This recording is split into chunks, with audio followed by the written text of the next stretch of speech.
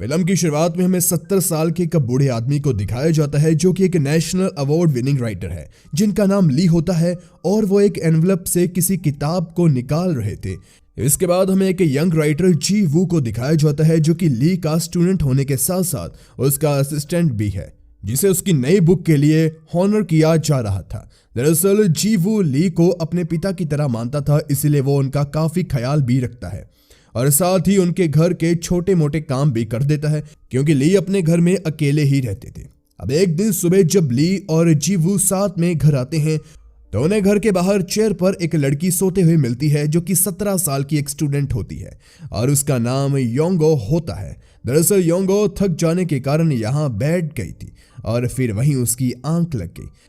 अब जीवो के पूछने पर बिना उसे कोई जवाब दिए ही वो वहां से चली जाती है। इसके बाद जब जीवो ली के लिए सूप बना रहा होता है तब उसे एक फोन कॉल के जरिए पता चलता है कि उसकी लिखी हुई पहली बुक एक बेस्ट सेलर बन चुकी है, इसलिए उसे इस किताब के लिए एक अवार्ड भी दिया जाएगा। इसकी खुशी में जीवो अपनी वाहवाही में बिजी हो जाता है और उसका बनाया हुआ सूप जल जाता है, इसलिए ली उस सूप को पूरा खत्म किए बिना ही उठ जाता है। इसके बाद उसी रात को जब ली और जीवू साथ में ड्रिंक कर रहे होते हैं तब बातों ही बातों में जीवू ली से बताता है कि जो लड़की सुबह आई थी उसे दरअसल काम की तलाश है। इस पर ली जीवू से उस लड़की यानी कि योंगो को सैटरडे को घर पर बुलाने का कहता है, जिसके आने पर ली योंगो को घर की साफ सफाई और देखरेख का काम करने के लिए रख लेता है और योंगो भी खुशी खुशी इस जॉब को एक्सेप्ट कर लेती है।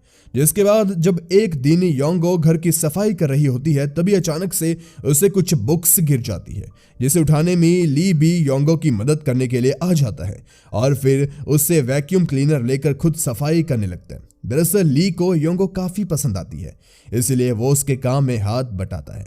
हालांकि योंगो ली को ग्रैंडपा कहकर बुलाती है। इसके बाद एक दिन ली योंगो को कपड़े से फ्लोर साफ करते हुए देखता है तो वो फ्लोर साफ करने के लिए एक इलेक्ट्रिक मशीन ले आता है, जिसे देखकर योंगो काफी खुश होती है। अब जब तक योंगो घर पर काम करती है तब तक ली सिर्फ उसे ही देखता रहता था। साथ ही वो योंगो से काफी सारी डीप बातें भी करता है जो कि योंगो को काफी अच्छी लगती है। इसके बाद योंगो बारिश में भीगते हुए रात को ली के घर आती है और वो ली के पूछने पर उसे बताती है कि उसकी स्टेप मॉम जब जब उसे मारती है तब वो घर से भागकर अपनी दोस्त के यहाँ चली जाती है, लेकिन आज उसका मन यहाँ आने का किया, इसलिए वो ली से उसे वहीं रुकने देने की रिक्वेस्ट करती है और ली मान भी जाता है। इसके बाद ली योंगो को अपने कपड़े पहनने के लिए देकर उसके कपड़ों को ड्राई करने में लग जाता है। इसके बाद वो योंगो को सोने के लिए कहकर खुद भी सोने के लिए चला जाता है, मगर जब वो सुबह उठता है तो वो देखता है कि योंगो उसके ही बिस्तर पर आकर सोई हुई है। ये देखकर पहले तो वो घबरा जाता है, लेकिन फिर जल्दी वो समझ आता है कि जरूर पिछली रात योंगो ठंड की वजह से यहाँ आकर सो गई होगी। इसके बाद ली योंगो को सोते हुए देखने लगता है, तभी उसकी नजर योंगो के टैटू पर पड़ जाती है, लेकिन तभी उसे डोरबेल की आवाज सुनाई देती है, इसलिए वो तुरंत वहां से उठकर दरवाजा खोलने के लिए चला जाता है जहां जीवू आया हुआ था और फिर जीवू योंगो को ली के कमरे से निकलता हुआ देखकर चौंक जाता है। अब कुछ देर बाद योंगो ली के लिए ब्रेकफास्ट में सैंडविच बनाने लगती है, जिसे देखकर जीवू उसे कहता है कि ली को सैंडविच बिल्कुल भी पसंद नहीं है और वो इसे नहीं खाएंगे, मगर ली बिना कोई शिकायत किए उस सैंडविच को चपाचप खा लेता है और यह देखकर जीवू को योंगो से जलन होने लगती है। इधर ली योंगो से उसके टैटू के बारे में पूछता है, जिस पर योंगो उसे कहती है कि वो उसके लिए भी ऐसे ही एक टैटू बना देगी।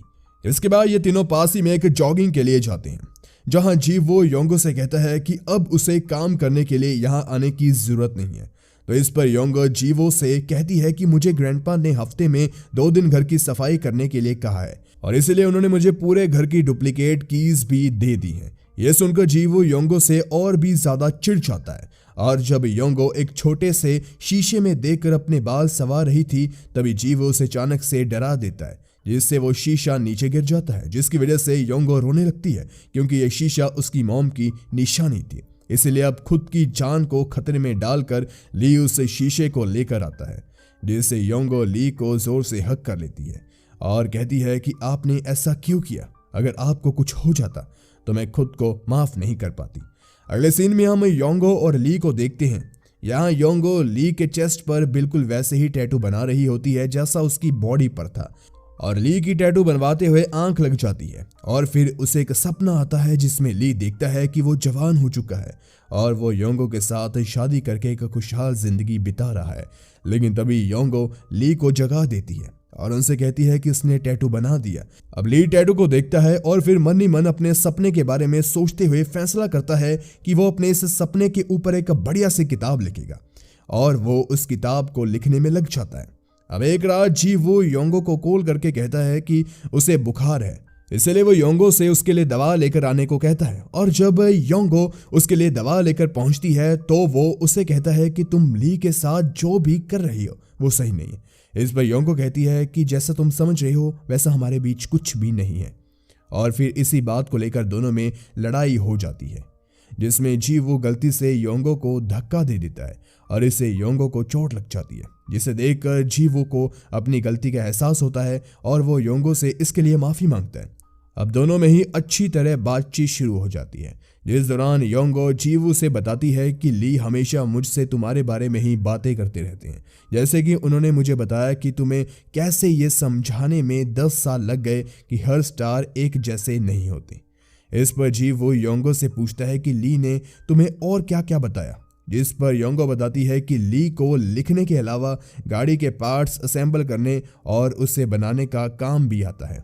इसके बाद अगले दिन जीवू जब ली के घर पहुंचता है तो वह वहां स्टडी रूम में योंगो को सफाई करते हुए पाता है। जहां योंगो एक भारी बॉक्स को हटाने की कोशिश कर रही थी तो वो इस काम को योंगो को करने से मना करता है और खुद ही बॉक्स हटाने लगता है, जिस पर योंगो भी बैठ जाती है और बॉक्स गिर जाता है, जिसके अंदर जीवू को वही किताब मिलती है जो कि ली ने योंगो के लिए लिखी थी और किताब का नाम था योंगो।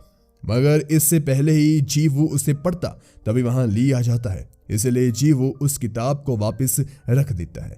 अब जीवू ली को बताता है कि आज उसकी एक इंपॉर्टेंट मीटिंग है। यह सुनकर योंगो भी ली से उस मीटिंग में चलने के लिए जिद करने लगती है। इस पर ली उसे कहता है कि तुम स्कूल से जब लौट आओगी तब हम दोनों घूमने के लिए चलेंगे। इससे योंगो काफी खुश हो जाती है और फिर ली मीटिंग के बाद उसे लेकर घूमने के लिए चला जाता है। इस बात का फायदा उठाकर जीवू चुपके से ली के घर जाकर उस किताब को पढ़ने लगता है और यह सीन यहीं पर कट हो जाता है। अब कुछ दिन बाद एक पब्लिशर ली को बताता है कि जीवू की नई बुक पब्लिश हुई है जिसका नाम योंगो है। अब इस नाम को सुनते ही ली तुरंत उस बुक को खरीद कर पढ़ता है, जिससे पढ़ते ही वो समझ आता है कि जीवू ने उसकी कहानी चोरी की है। इसलिए जब जीवू उससे मिलने आता है तो ली उसे काफी बुरा भला कहता है और यहाँ हमें पता चलता है कि इससे पहले भी जो बुक जीवू ने लिखी थी वो दरअसल ली की ही लिखी हुई थी और इस बात से गुस्सा होकर जीवू को काफी ज्यादा मारता है। उसे ऐसा पिटता हुआ योंगो भी देख लेती है और डर के वहां से भाग जाती है। मगर वो रात को जब फिर से लौट कर आती है तब उसे जमीन पर वही बुक पड़ी मिलती है और वो समझती है कि ये बुक जीवू ने लिखी है, इसलिए वो तुरंत उससे मिलने के लिए जाती है और वो जीवू से इम्प्रेस हो जाती है, जिसके साथ ही इनके रिश्ते की शुरुआत हो जाती है। अब एक दिन ली का बर्थडे होता है जिसमें जीवू भी उसे विश करने के लिए आया हुआ था और ली भी पुरानी बातें भूलकर उसे माफ कर देता है। फिर दोनों खूब ड्रिंक करते हैं, जिसके बाद ली योंगो को घर जाने के लिए कहता है और वो जीवू को वहीं रुकने को बोलता है क्योंकि वो बहुत ज्यादा नशे में था और ली खुद भी सोने के लिए चला जाता है। लेकिन बीच रात में उसे कुछ आवाजें आती है और जब वो बाहर निकलकर देखता है तो वहां जीवू योंगो के साथ इंटीमेट हो रहा था। यह देखकर वो बौखला जाता है। इसके बाद अगली सुबह जब जीवू उठता है तो उसकी गाड़ी पंचर होती है, इसलिए ली उसे अपनी गाड़ी घर लेकर जाने के लिए देता है और रास्ते में जीवू का एक भयंकर एक्सीडेंट हो जाता है जिसमें वो मारा जाता है। जिसके बाद ली योंगो से वॉइस मैसेज के जरिए बताता है कि उसने जीवू को मार डाला है। दरअसल उसे गाड़ी को ली ने ही खराब किया था, जिसकी वजह से जीवू का एक्सीडेंट हुआ। इस बात को जानने के बाद योंगो एक्सीडेंट की जगह जाकर बहुत रोती है जहां उस गाड़ी को खाई से निकाला जा रहा था। अब कुछ दिन बाद योंगो को वो किताब एक लाइब्रेरी में दिखती है, इसीलिए वो उसे पूरा पढ़ने का फैसला करती है और पढ़ने के बाद उसे पता चलता है कि यह किताब जीवू ने नहीं बल्कि ली ने लिखी हुई थी, क्योंकि उसमें कुछ ऐसी बातें लिखी हुई थी जो कि योंगो ने सिर्फ ली से ही कही थी और वो ली के प्यार को समझ आती है। जिसके बाद वो ली से मिलने उसके घर जाती है जहां वो देखती है कि ली सो रहा होता है, इसीलिए वो उसे कन्फेस करती है कि इस बुक को पढ़ने के बाद उसे ली से प्यार हो गया है।